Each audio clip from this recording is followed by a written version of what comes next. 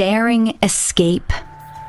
In the early afternoon of June 24, 2002, Kara Robinson, 15, was watering plants and bushes in the front yard of a friend's house in West Columbia when a Pontiac pulled into the driveway. Out of the car popped an affable guy in his late 30s, wearing jeans, a button-down shirt, and a baseball cap. He offered Kara some pamphlets. He said, "Are your parents home?" She says, "Well, this isn't my house.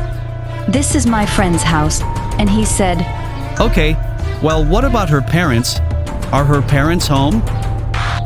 She says, "No, her mom's not home right now." What came next was a nightmare. The man, who was later identified as 38-year-old serial killer Richard Evanitz, pulled out a gun, pressed it to Kara's neck, and forced her into a large storage bin that was stowed on the back seat of the car. She spent 18 hours of torture at the hands of her attacker before she was able to escape.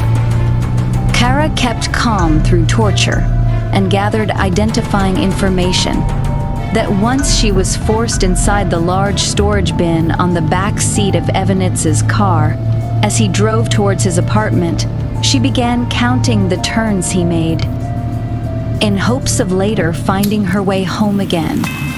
She noticed details. He was listening to a classic rock station and smoking Marlboro Red cigarettes. She even memorized the serial number on the inside of the plastic container that he had forced her to kneel inside. My survival mechanism said, "All right, let's gather as much information as we can," she says. Fear barely even kicked in. The human will to survive and the survival mechanism really just can't be underestimated. On his way to his apartment, he pulled over and restrained her with handcuffs and put a gag in her mouth. He then took her to his cluttered apartment, also home to a guinea pig, a lizard, and other small animals, and assaulted her for 18 hours. Despite being terrorized, she tried to find ways to identify him. The names of his doctor and dentist were on his fridge, and to keep him calm.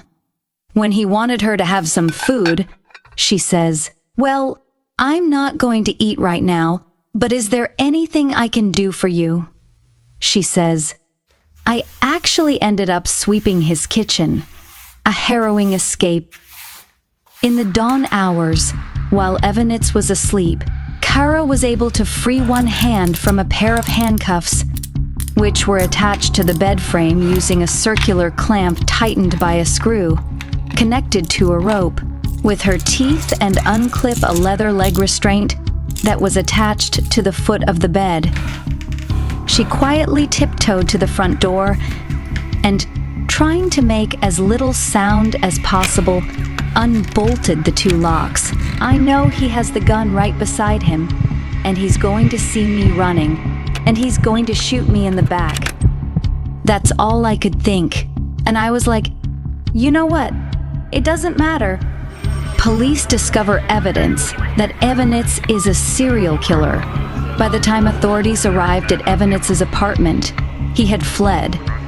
Inside his apartment, police found a locked footlocker with newspaper clippings about the unsolved murders of 3 girls, Sophia Silva and sisters Kati and Kristen Lisk. They had all gone missing more than 5 years before Kara's abduction. I don't care how tough you are as a cop. When you see something like that, it grabs you. At that point, bells really went off in our heads that we just didn't have a kidnapping of Kara Robinson. This was something else. This was actually a serial killer.